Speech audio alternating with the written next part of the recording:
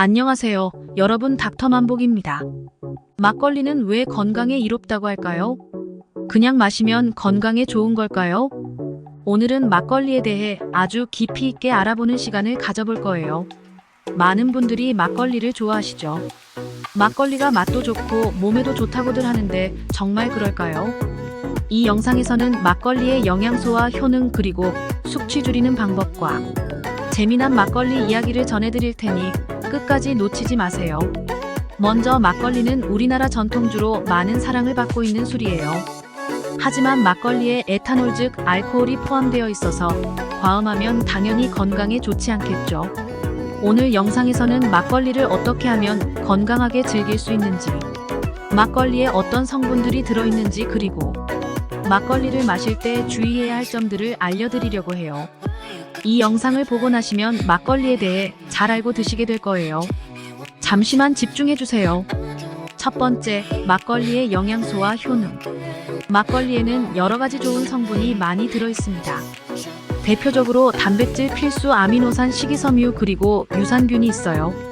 막걸리의 단백질 함량은 약 1.7%로 발효 과정에서 아미노산으로 분해됩니다. 특히 류신, 메사오닌 같은 필수 아미노산이 풍부하게 들어있습니다. 아미노산은 우리 몸에서 다양한 기능을 수행하는데, 예를 들어 류신은 근육 형성에 도움을 주고 메사오닌은 간 건강에 도움을 준다고 알려져 있어요. 하지만 막걸리에는 숙취를 유발하는 아세트알데히드도 포함되어 있습니다.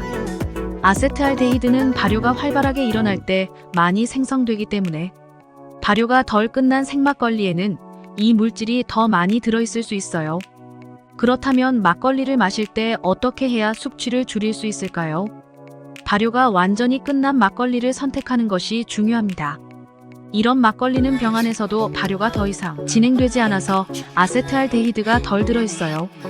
또한 막걸리를 마실 때는 술지개미를 잘 섞어서 드시는 것이 좋습니다. 술지개미에는 다양한 영양소가 들어있는데 이걸 잘 섞지 않고 마시면 놓치게 되거든요.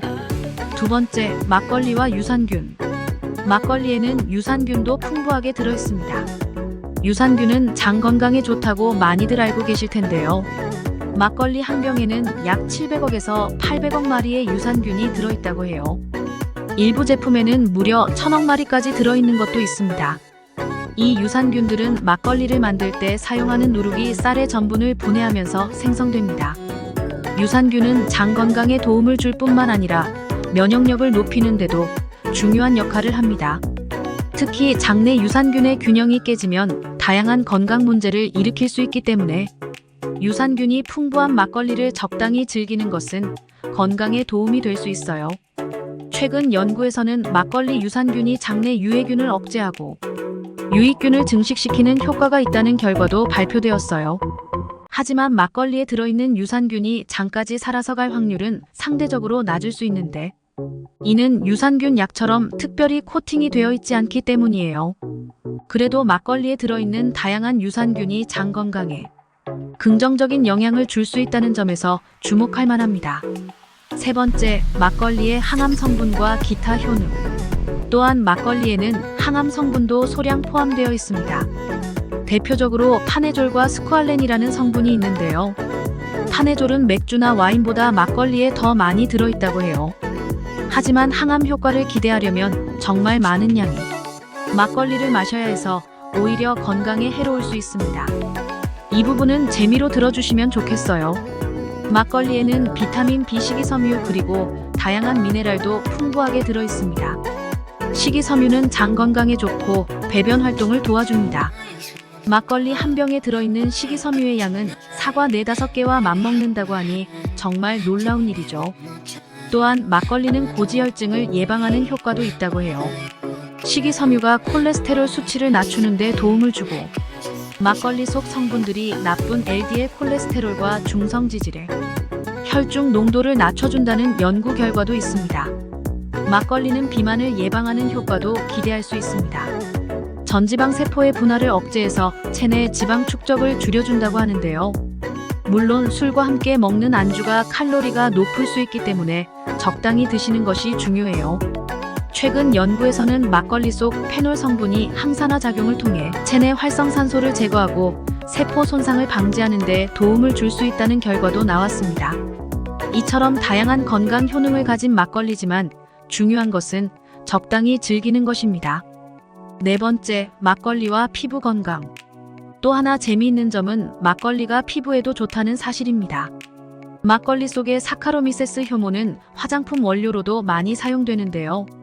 피부를 맑게 하고 각질 제거에 도움을 준다고 해요. 직접 만든 술찌개미를 스크럽 대용으로 사용하는 분들도 계십니다. 막걸리를 마시고 남은 술찌개미를 활용해보는 것도 좋은 방법일 것 같네요. 또한 떠먹는 형태의 막걸리인 이와주는 기미 감소에도 도움이 된다고 합니다. 멜라닌 색소의 형성을 억제하는 효능이 있다고 하니 이 점도 기억해 두세요.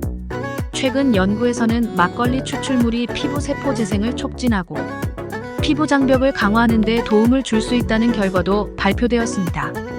이처럼 막걸리는 다양한 방식으로 우리의 건강과 미용에 긍정적인 영향을 줄 수 있습니다. 다섯 번째, 막걸리와 통풍. 마지막으로 막걸리가 통풍 예방에 도움을 줄 수 있다는 점도 흥미로워요. 통풍은 요산이 체내에 축적되어 발생하는 질환인데 막걸리는 요산 생성을 억제하는 성분이 들어있다고 해요.